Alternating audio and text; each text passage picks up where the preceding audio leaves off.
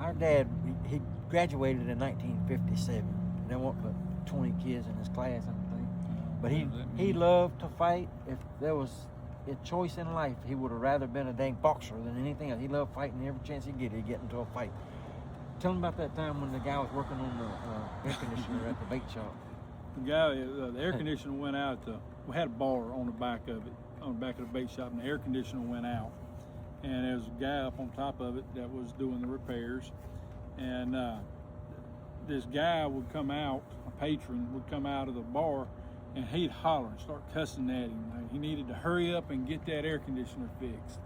And then he'd go back in, and then just a little bit later he'd come out, holler at him again. And he said, well, if you quit bothering me, I'd already have this thing fixed. And so the guy go back in. By that time, Daddy had pulled up, and he hollered up at him and said, hey, how's it going up there? He goes, well, so-and-so down here keeps coming out and bugging me. I'd already be through if he'd leave me alone.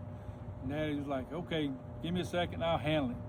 So Daddy went up the steps and went into the bar, and he was up there on the roof where he was at, where it was stationed at, was right above the door entry into the bar.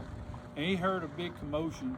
So he's looking over the edge, and all of a sudden that guy come flying out. And there wasn't no steps hit, anything. The guy just lands on his face. And he jumped up, ran, got in his vehicle, and took off.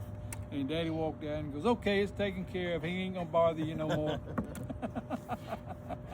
Whenever I was real little, we had a full service gas station, and this old he was older than me. I was probably 13, I guess, and he was probably about 25 or something like that. He's old enough to know better. He come pulling in that darn truck and creating a ruckus and spinning out and all kinds of crazy stuff in a big old truck.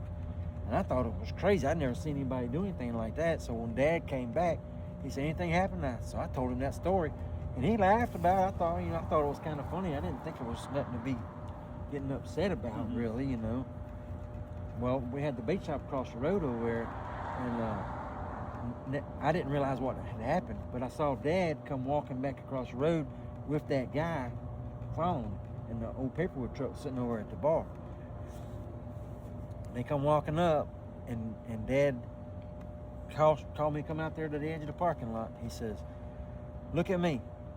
Tell me the story, what you told me, what he did just a little while ago. Just look right at me and tell me what he did.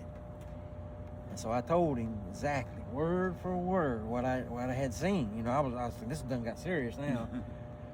And I'm thinking, I'm telling him, no, guys, you see by his body language that it wasn't hitting him real good. And evidently, Dad must have told him when he come walking across there that he better not call me no liar or something. Because I got finished, and my dad turned around and looked at him, and he said, I ain't calling him no liar, but I ain't never done none of that stuff. And he said, and I ain't scared of no knives, and I ain't scared of no guns. And about the time he said guns, Dad clocked him in the jaw, and they commenced a fight in that parking lot. I ain't never seen a fight that long and that brutal.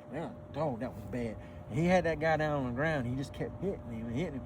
There's grown men standing around. Somebody needs to come stop this fight. I'm just a little kid. So I reached over and I kicked my dad in the back of the head about 4 times. I said, let him up. And he wouldn't let him up. Well, next thing you know, the guy finally hollered, okay, I had enough. I was like, God dog, I would have hollered a long time ago. And he jerked him up by the hair of the head, and he told me to stay over here. I'll be back in a little while. And they left. I don't even know where they went. And it was about an hour. And the guy come back, and I seen him. He's coming straight to me. I'm like, oh, crap, he's fixing to knock me out. And my dad was behind him watching. And he come walking right up to me. He was smiling ear to ear. He held out his hand.